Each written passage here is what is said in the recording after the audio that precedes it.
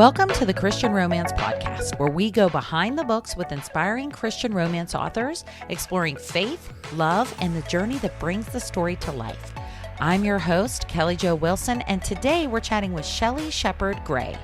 Shelley is the New York Times and USA Today best-selling author of more than 100 books, including Unforgiven. Two-time winner of the HOLT Medallion and a Carol Award finalist, Gray lives in Ohio, where she writes full-time, bakes too much, and can often be found walking her dachshunds on her town's bike trail. Be sure to stay tuned to the end of the episode so you can hear more about our biggest giveaway yet and how you can enter to win. Now, here's my conversation with Shelley. Hi, Shelley. Thank you so much for being here on the Christian Romance Podcast. I'm so excited for our listeners, our readers, and for myself to just learn more about your story and to just hear about your amazing writing journey. Oh, thank you, Kelly. Gosh, what a pleasure it is to join you today. Thank you so much for the invitation. And yes, I am delighted to visit with your listeners and to talk about books and life and dogs and whatever we can come up with. Okay. Yes, that is wonderful. And all those things sound amazing. So yes, we must talk about them.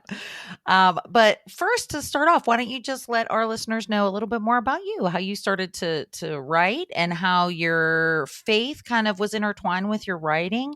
And especially since you are very well known for writing within the Amish, about Amish communities. So why don't you just share a little bit about you? Oh, good. That'd be my pleasure. Let's see here. In a nutshell, I live in Northern Ohio. My husband is a salesman and he's transferred us all around the country. So we've lived here for 3 years. Before that, we were in Colorado Springs. Before that, Cincinnati. Before that, Denver. So we've been all over. And I'm so grateful for that opportunity. It's just given me a great way to meet a lot of people, to see, experience different types of people living and so forth. And what happened is I used to be a sixth grade teacher. I taught for 10 or 11 years. I got my master's. I was on my way. I thought for sure I wanted to be a principal.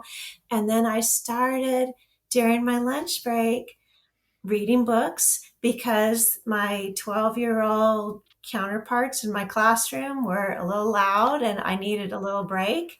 And one day at lunch, I didn't have a book to read. I had forgotten it at home. And I had always encouraged my sixth graders that they were writers. They just needed to believe in themselves. And I thought, gosh, maybe I should do that too.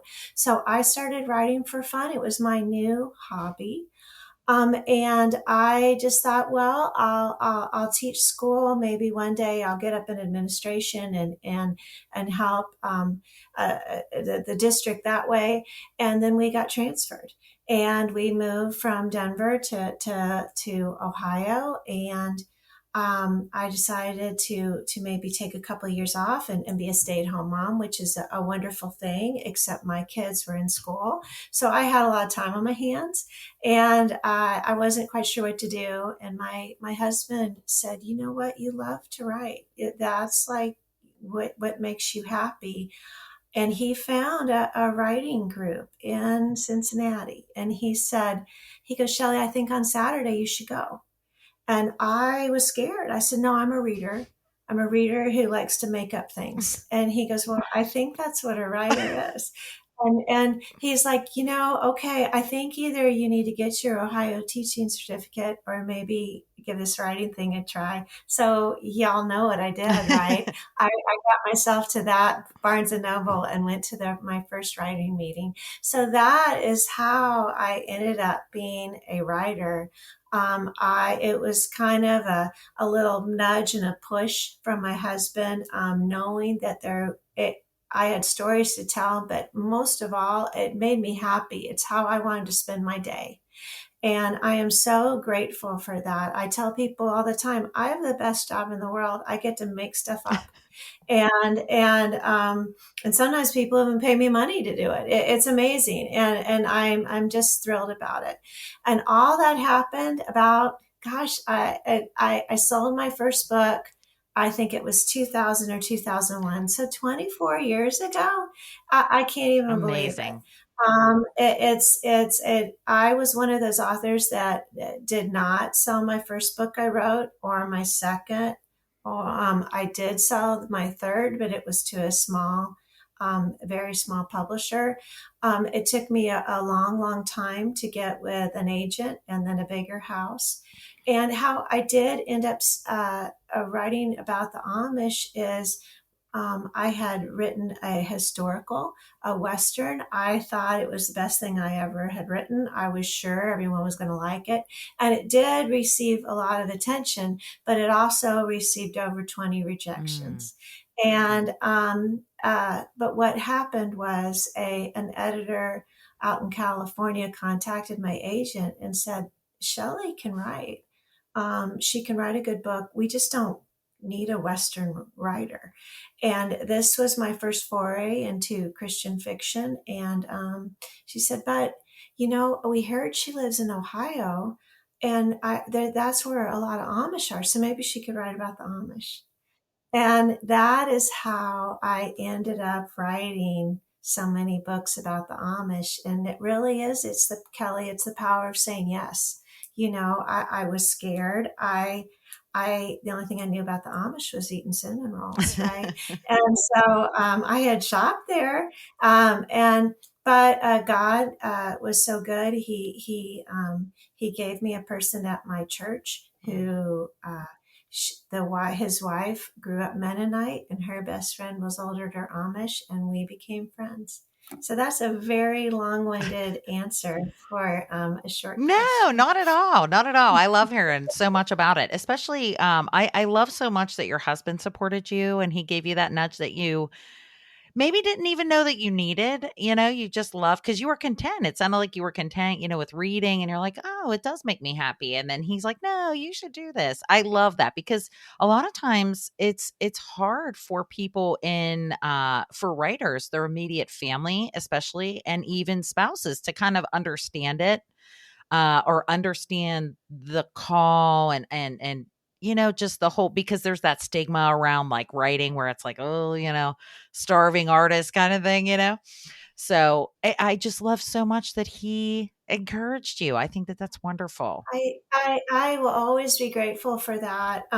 You hear sometimes an author, or I guess people of all different walks of life, they'll say it's almost like an imposter syndrome, Hmm. like I'm not really this, and for the longest time, even after I started selling books and would get contracts, I wouldn't really tell anyone I was a writer because I didn't feel like I was a real Mm. writer. And I've always written books that I would want to read. I love a fast-paced novel.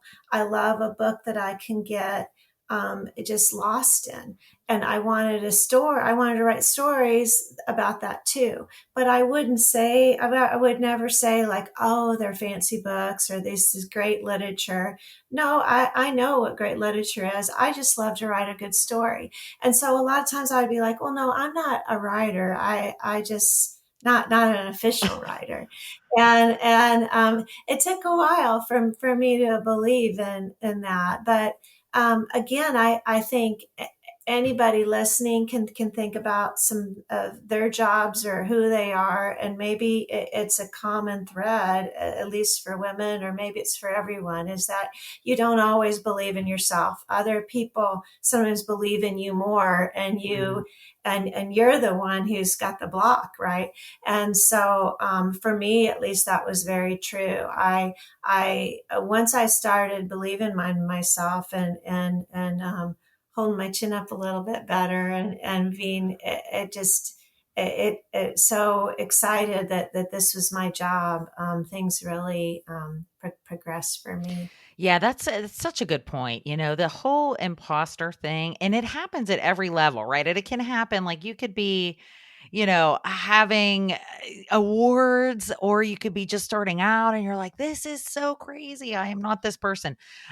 So it's so true. It's just so true. Like we are our own worst critic. And it's sometimes when things happen, it's hard, and it takes that other person, just like, as iron sharpens iron kind of thing, right? Like it takes someone else who really knows us and who is, encouraging to us, and somebody who really knows our potential to encourage. And I just love that you had that.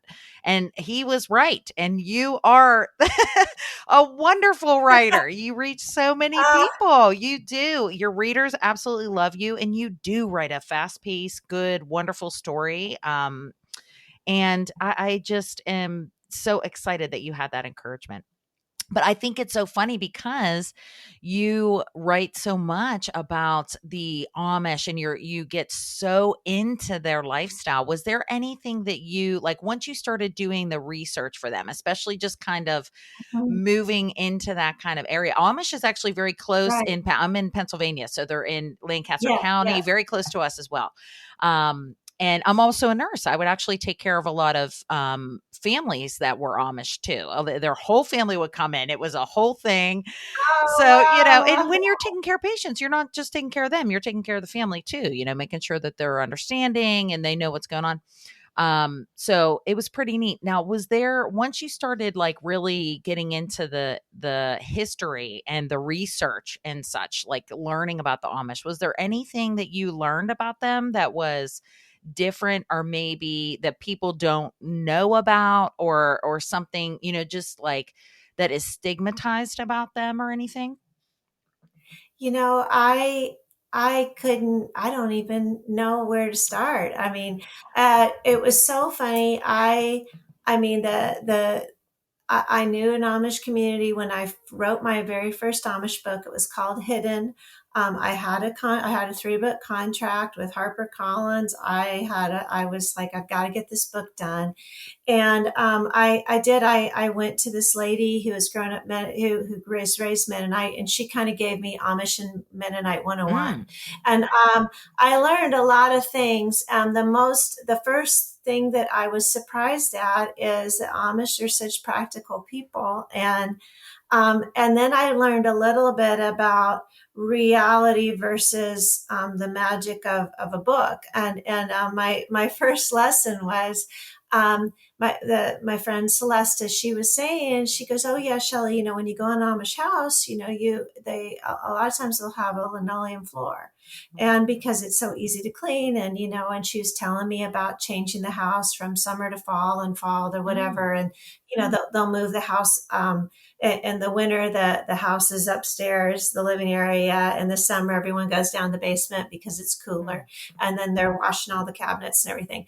Anyway, in Hidden, I was so proud of myself because I had, that she's washing this linoleum floor. And my editor called me and she's like, "Why'd you put a linoleum floor? And it needs to be wooden floor." And I said, "Well, because I was like, oh, because I met this gal and she told me, as a fact."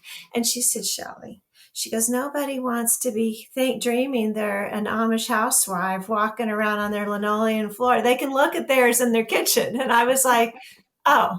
She goes, "No, it needs to be wooden." And I was like, "All right." And so and as I've gotten to know many old order Amish ladies, every once in a while we'll talk about this because they're all reading my Right, right. books, and they'll kind of tease me, "Shelley, is what did you have to do here?" Because sometimes they'll be like, "We want to be Amish in your books," and I'm like, "Right." I love I it. said that without all the like stalking and bad things that happen, but so that's just one of the things. But as I've gotten to know the Amish, I mean, you, Kelly, since and you've attended to the Amish, there's a boundary Mhm. there, and you can't force it. And for the longest time, like I would just be very, very shy, and I was afraid to be Shelley, the pesky author, Mm. because I kept thinking the only thing this lady and I have in common right now is she's Amish, and I want to write a book about the Amish. And you can tell from my voice, I grew up in Houston, Texas. I mean, I didn't have buggies running around there. And so a lot of this was new for me, but we've really come a long way. And now I look at the Amish and I just think, oh, that's Jane, or that's, whoever, Martha. And then I'm like, oh yeah, she is Amish. And that's what I really try to present in my books is my books are about people that you would want to know, that exciting things happen to them. And oh yeah, they just happen to be Amish.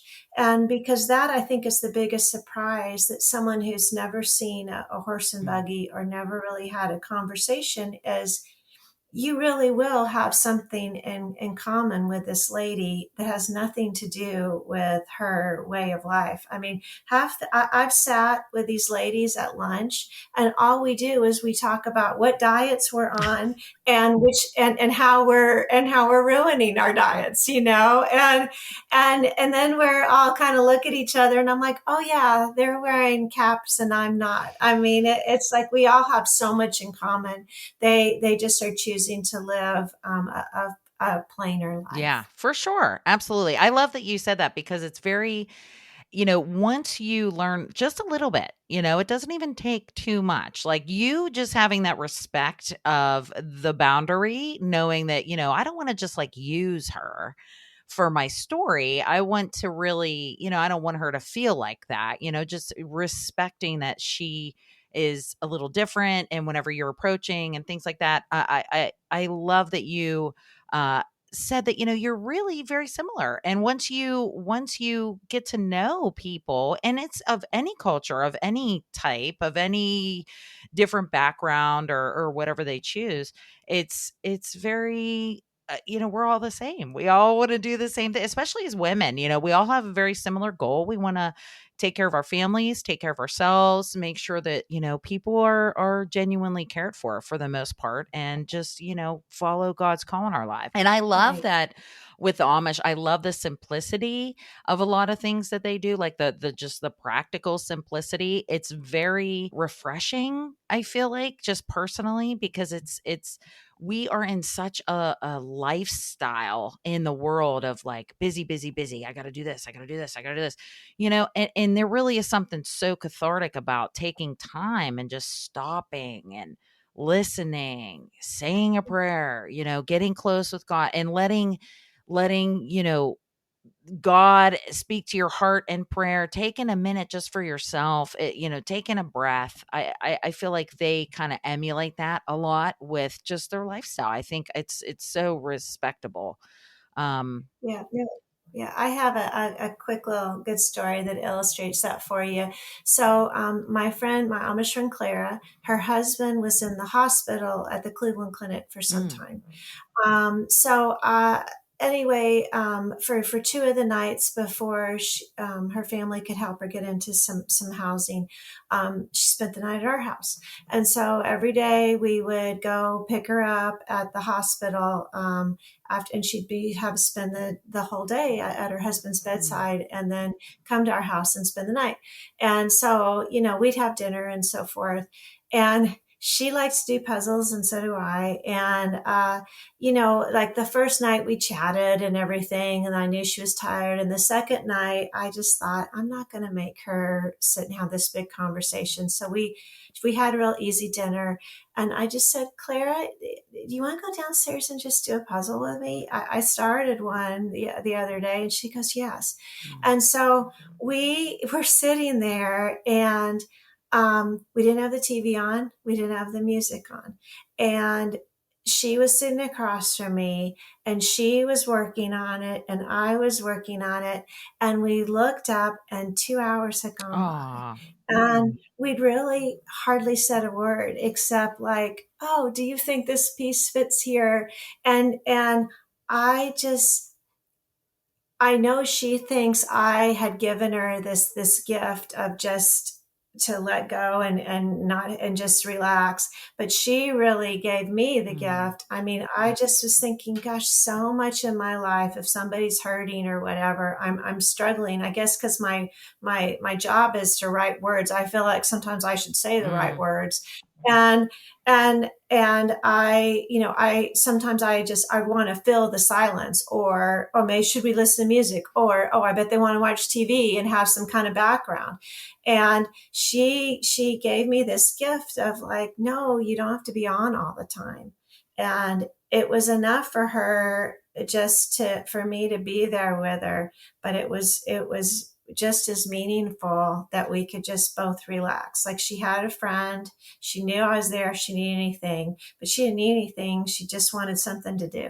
And I don't think I'll ever forget that moment where we looked at each other and we were like, this has been a good night. And it was really, it was nothing but just recognizing that each other we appreciated each other's presence. Oh yeah, that's beautiful. I just love that. Thank you so much for sharing that, because it kind of explains so many things, like you said, she didn't want to be on. I feel like we all feel like that so much, especially a lot of writers have that introvert kind of by nature, right? So you don't want to, Right.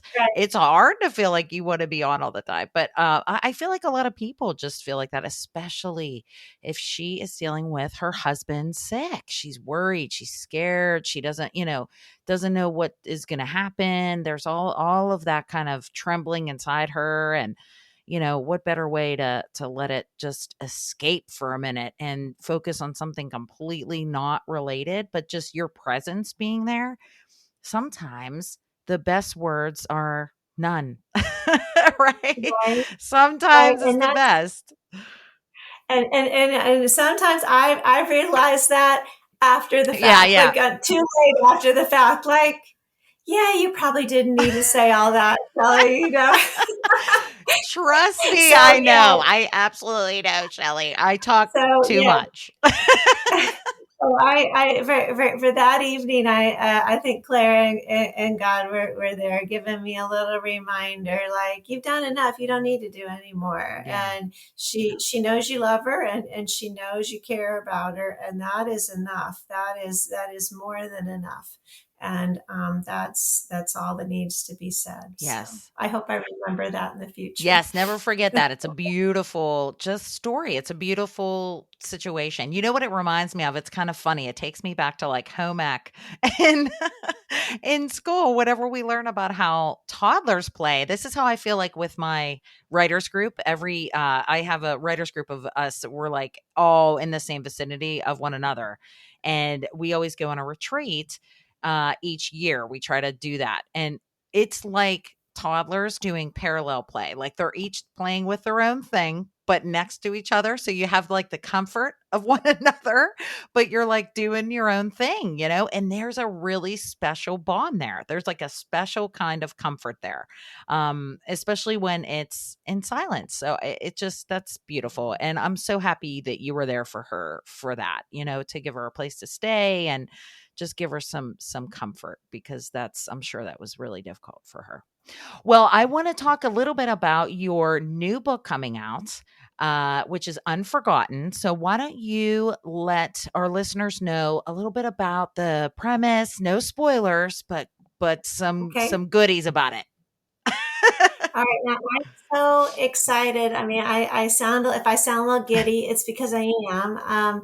I think I've published about 130 books. So I've Wow. been writing a long, long time, and I've written a lot. And as much as I would love to say every book is just, I can't think about doing anything but writing it. Some days it really is just a job. Hmm. Some days I write 10 pages a day, and some days I look at my paper because I write what page numbers I'm supposed to get to, and then I cross them off, and then I'm just like, I've got to do 5 more. Oh, God. But when I was writing Unforgotten, it was the opposite. It is what every little girl dreaming about being a writer was. I was invested in these characters, and I was into their story, and I wanted to be there, even though it was kind of a crazy story, and there was some suspense, and but I was along for the ride, and I couldn't ride it fast enough. And I don't know about you, Kelly, but like I always hear dialogue first. And so I felt like some days, not every time, but some days I was just, I was just there. My whole purpose was to write down what these characters were saying as quickly as I could. And it was amazing. But in a nutshell, what this book is about is about, there was a book I wrote called Unforgiven, and it's the first in the series, and it takes place in a town, an area called Crittenden County, Kentucky, and it's real. It's in the southwest corner of Kentucky, and it's as different as Lancaster County, Pennsylvania, as one might imagine, or Holmes County. It's if y'all can imagine a Kentucky holler, it's there, and interspersed of all of it, along with some old trailers that are run down and so forth, are some Amish homes. And the street signs, if y'all are, they're plywood, they're whitewashed, and someone took some black paint and a paintbrush and wrote the name of the signs. Love it. And then stuck them in the ground. So I'm saying all that because that's the area that this book, that these two books are taking place in. And Unforgiven, the whole premise was that there was a girl. She was dating this guy. He tried to attack her. I guess we could say he tried to rape her. And a guy came in. He saw what was happening. He kind of fought with him, and the guy accidentally died. Fell on the ground, hit his head on a rock, and died. And that this gal, her name is Bethanne, and she was a secondary character in Unforgiven, and it was all about how she had a lot of trauma. And there was a ripple effect of this whole situation about even when you try and do something good, the guy who had killed this assaulter, he had ended up going to prison. And so that was the premise of Unforgiven, as they all had to learn to forgive themselves and what had happened. And I knew as soon as I was midway through Unforgiven, Bethanne has to have a point of view, and she needs to have her own story. And so that's what Unforgotten is about. And it's been 7 years since this, and she's kind of come into her own. She's recovered. She's had some therapy. She's out and about, and she has a cousin who is English, which a lot of people talking about preconceived notions would just think, oh, you're either Amish, or if someone leaves the Amish, then they're shunned and they never have contact with each other. And that is not necessarily true. If you don't, one doesn't become Amish till they become baptized in the Amish faith, and that's after Rumspringa, after they're running around years. And so that could be anywhere in their ages between 17 and say 23. So if you decide you don't want to be Amish, that's fine. Your parents, most parents are going to be like, I get it. It's hard being Amish. So what that ended up happening is, so the two, my heroine Bethanne is Amish, but her cousin, her mother had decided not to be Amish, so she was raised English. And her name is Candace, and Candace is Crittenden County's newest fair queen, like and so she's Miss Crittenden County, and she just happens to have a stalker. And so that's kind of where the story takes place. You're off and running as these two cousins that seem very different, but they're close, and they lead very different lives.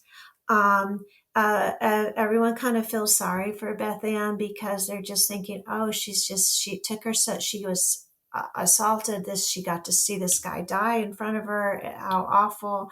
Someone went to prison for trying to save her. She's got this guilt, and she's never going to be okay. And she keeps thinking, I wasn't okay, but I am now. I'm going to be, I'm strong. And Candace is used to kind of protecting her. And then some things happen with Candace, and she realizes that she needs some of Bethanne's strength. And Bethanne realizes that God's given her this strength. Like she had to overcome a difficult situation, and she's stronger, and she's using the things that she learned in order to help other people. And as the book, it's fast paced, and this person that's kind of after Candace he kind of gets gutsy as the book continues, as one might expect. Um, and things go from there. Now, both girls end up finding guys and finding love, because I just love a story with a happy ending. But it takes a minute to get there, that's for sure. So that is kind of in the nut, altogether what Unforgotten is. You don't have to read Unforgiven. If you're interested in this book, it's made to be single title. But if you had read, I can't tell you the number of people that read Unforgiven, and they were like, well, what happened? What is Bethanne okay? And I'm like, and I was thinking to myself, I hope so. I need to make sure she's good. And I did. When I finished this book, when I finished Unforgotten, I was like, I'm proud of these girls. By this time, they'd become real. Like if I was out walking my dogs and there they were, I'd been like, hey, so glad to see you. So they became very, very real to me. Oh, I'm sure. And what an amazing, like, storyline. I just love that so much. Already, I'm worried about Bethanne and how she is going to handle helping her cousin now, because she's good, but it's gonna revisit, right, some of that Yes. trauma and those fears, and because now she's worried about, it's like they're flipping sides, now she's going to be worried about her Yes. cousin, whereas her cousin is now kind of worried about this stalker guy, so that'll be an interesting dynamic to see, especially because it's been such a long time, but with trauma, and I'm sure anybody listening who has dealt with a lot of trauma, it can rear its ugly head at any time. You think you're doing well, and then sometimes there's like something that pulls you back, it's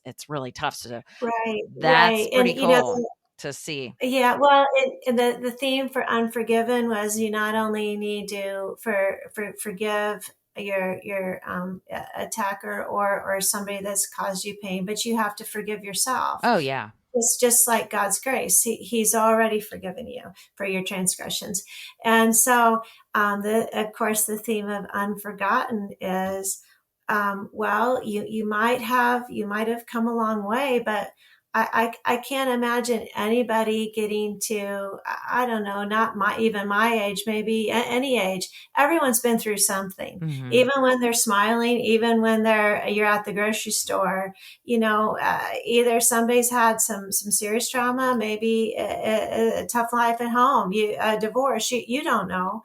And we all, you recover, and you move forward, and you've come to terms with it as much as you can. But it's always, for me at least, my experiences I've had, it's always lingering there in the back of my head. Like I haven't forgotten it. I just choose not to have it run my life, or run my life in a negative way.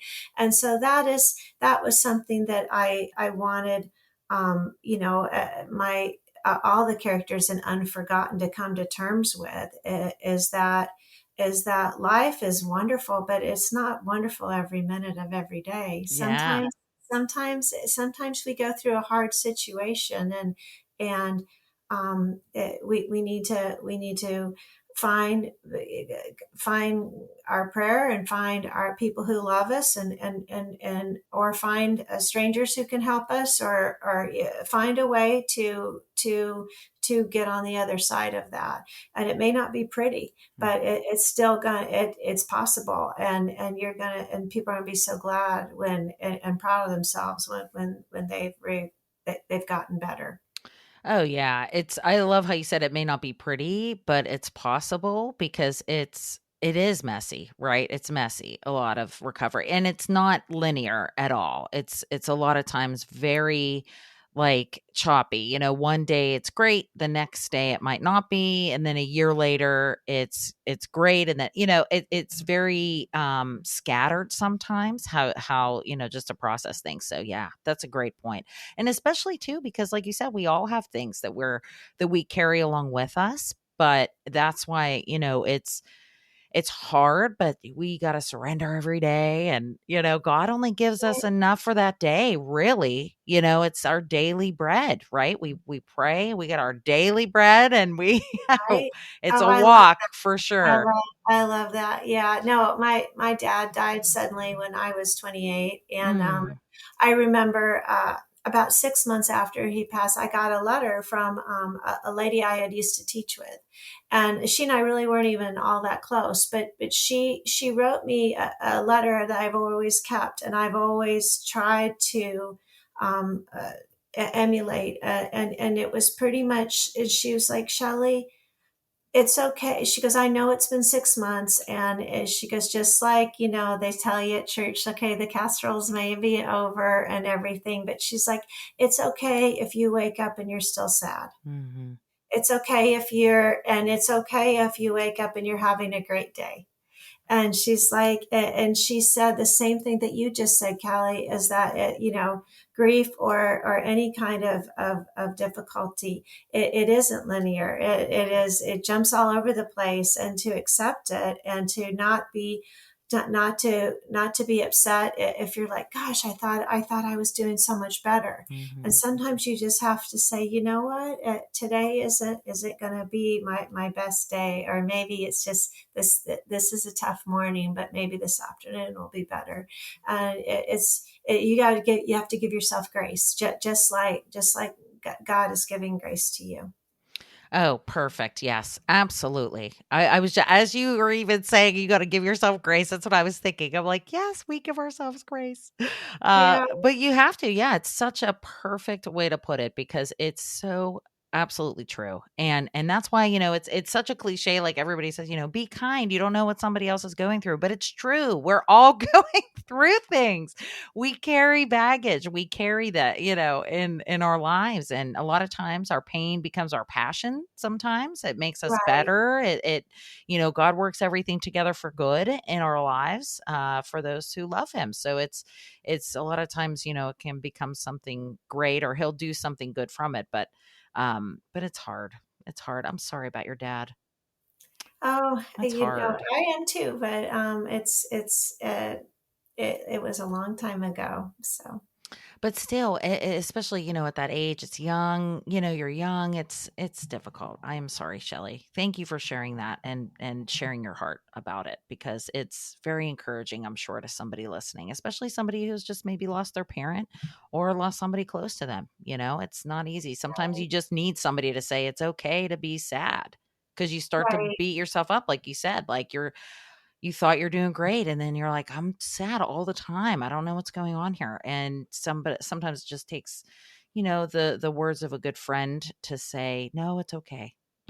It's right, okay. right. And you're right. I think it's, we all would like to be heard, and even, Hmm. and it's nice too when somebody might be sensing that you might be feeling something, and but you don't want to say that, you don't want to say, in a regular casual conversation, oh, I'm not doing well today. I mean, I don't know what all the listeners were taught, but I know that, I it was it, I don't know if my parents taught it to me or I just decided, but anytime someone said, Shelley, how are you? Oh, I'm great. I'm good. I'm very good. Thank you. Thank you for asking. And even though sometimes maybe I'm thinking inside, I'm really not good right now. I really rather go be eating a pint of ice cream than sitting here talking to you. But so it's I think we all get through difficult times. Yeah. And good times. And good Yeah. times. Yeah, for Yeah. sure. Yeah. Yeah. Yes. Because, like you said, I mean, it's with the imposter syndrome too. It's good to keep track of the milestones, good and bad, right? Like we Right. did this Absolutely. and, just give good, healthy motivations and things like that. So, yes, very true. Very, very true, Shelley. Very good encouragements. It's definitely encouraging to me to hear that. And I'm sure it's encouraging to our listeners to hear that too. We are almost at time, but before we go, why don't you tell our listeners a little bit? So I like to ask if there is a specific Bible verse that has really encouraged you, either through this book, which I'm so excited to read this book because I'm already rooting for Bethanne, okay, and Uh, Candace, but I'm like already needing to know. I can totally see your readers reaching out, being like, wait a minute, how is Bethanne? And you're like, hold on. I am going to write about it. oh, I know it. Yeah, no, I hope even, if somebody's never opened up a book about the Amish fiction and just think that's not for me, I hope maybe they'll say, well, you know what? The library has it. I'm going to give it a try. Nothing would make me happier. And I hope if they do, I hope they'll find a way to reach out to me and tell me. And that it would make me very happy just to hear what their opinion and what they thought happened, how they liked how Bethanne and Candace's stories ended up. Oh, absolutely. Yes. I Yeah. cannot wait. It's definitely going on my TBR list. I can tell you that. Um, but is there a like certain or special verse that really kind of anchored you, even through your life, through, like you said, your father passed or through your writing journey, or even just resonated really well you were writing this book with these characters going through these like difficult trials and things like that? Yeah, I love to read devotionals, and I think because I love to read a page a day, and then I'm set, and Yeah. off I go. And so I received this devotional as a book, which I mean as a gift, excuse me, and I've always loved that. I love when someone gives you something like that. It is so caring, and so this is a quote from Proverbs, and Mm. I guess because I am a writer, it resonated for me, and I pulled it out just because I'm always afraid I'll paraphrase it. And I don't want to do that because it's not very long. I should have had this memorized just without Oh, a break. But it no says worries. it's from Proverbs, like I said, and it's good people's words will help many others. Mm. And I love that. I love that as a writer. Writing Christian fiction. I try to remember that I am not just writing for myself. This isn't a diary. I'm writing for other people, and I hope they can what I've put on paper. I hope will mean something to them, whether it's just, this is a great way of spending 3 hours, or I felt good about this person, and that I connected with a character, but also I've always liked this statement to the scripture verse, just going through life, right? Mhm. I'm chatty by nature, but I guess it's because I'm home alone so much, and so I my kids, when they were teenagers, they're just like, Mom, I'm the type that, if somebody's in the grocery aisle, if we're all in the cereal aisle and somebody's like, do you like oat squares? I'll be like, yes, I do.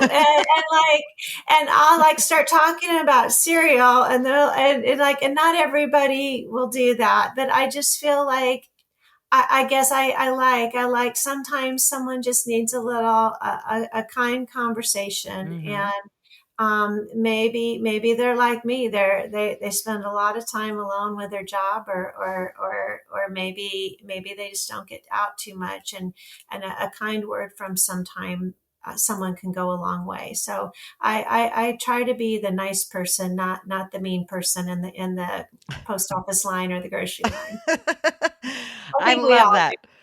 Listen, if we are ever in the cereal aisle, it's going to be an hour before we pick cereal because I do the same thing. I'm totally with you. We're talking about oat squares. I know it. Yeah, yeah. It's funny. Yeah, I was at.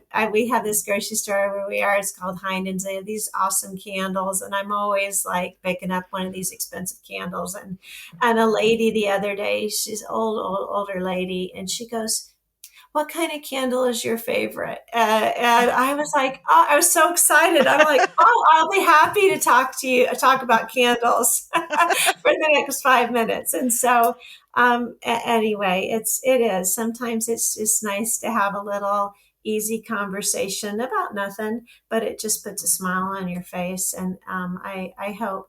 I'm sure there's a lot of our listeners that they try to do that for other people too. It's a nice way to be. Oh, absolutely. Yes, 100%. And you know what? Our best witness is in our character, right? Like sometimes it's just like you said, it takes a kind word and that's it. And that's the best, you never know. Just like we were saying before, you never know what somebody's going through. And sometimes a simple, sweet word, like you said, is good. It gives them a good little encouragement for the day and it's just nice. And Right. it reminds us like we're all in this together, That's just beautiful. Thank you so much, Shelley. You're the best. Why don't you say where our listeners can connect with you and reach out to you, and where's the best place to find your new book? Okay, I would be delighted to. Well, the first most obvious place is I have a website, which I think like every author does, and it's ShelleyShepardGray.com. And y'all, I really am trying better to keep it updated.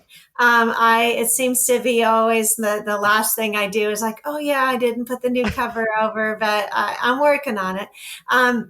Far more quickly. I'm on Instagram a lot. You'll find me there. I think it's Shelley S. Gray there.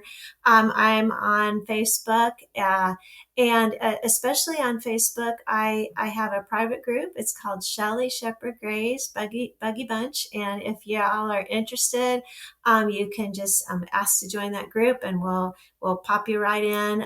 There's about 2,500 members there right now. And I post there every day. And I have some new grandchildren. I have a new dachshund Mm. that I'm trying to get to like me. And so you'll hear about my books, but it's also about like, this is what I've been doing today. And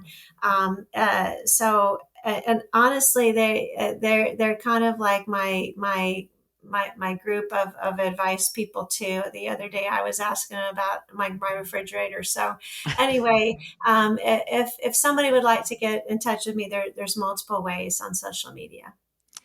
That's wonderful. I love it. I will definitely have the links to all of those in the show notes too, so you can easily click and get in touch and be part of the Buggy Buddies. I love that. Yeah, I love yeah, it. yeah. And you had asked about the book. You'll be able to find Unforgotten. It goes on sale on November 5th at any bookstore or either in person or online. So I hope people will take a look. And I speak at a lot of libraries, and sometimes readers are like, "Oh, Shelley, I just asked the library to order your book. Is that bad?" I'm like, "Absolutely not. I would love it if your local library carried my books." So, however someone wants to read a book is good with me. Oh, absolutely. And you know what? I'm glad you said that because that brings up an interesting thing. A lot of people may not know that you can request books. If you see that one of your favorite author's books is not in your local library, you can certainly reach out to your librarian and ask them.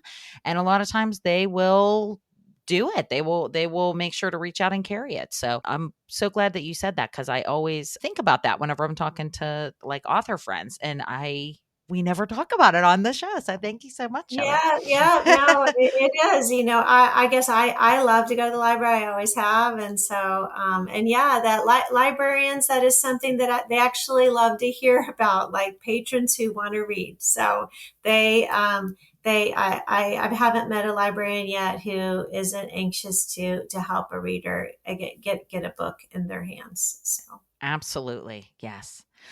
Thank you so much, Shelley. This has just been delightful. I feel like we could chat all day.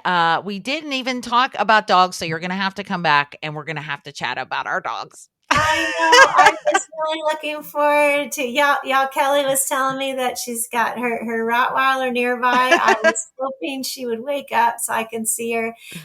This little dachshund that we just got, she's been scratching on my door. Yeah, when we finish up, I guess I'll go be dog mom again and go see what they need. So Yes. it was a joy to talk with you. It's what a blessing, and thank you so much for your time and your interest in the books. Oh, thank you so much, Shelley. If you enjoyed today's episode, please hit the subscribe button on your favorite podcast app. That way you can stay updated on new episodes, exclusive interviews, and our latest book giveaways. Every month we host a themed book giveaway where you can win a selection of wonderful Christian romance novels and maybe some extra goodies too. This month's theme is Christmas in Love, and it's our biggest giveaway yet. Whether you're listening right as the episode comes out or in the future and you don't want to miss out on the giveaway, no worries. You'll find the link to the current book giveaway on our website, christianromancepodcast.com. Thanks so much for listening. Until next time, keep your faith, share the love, and happy reading.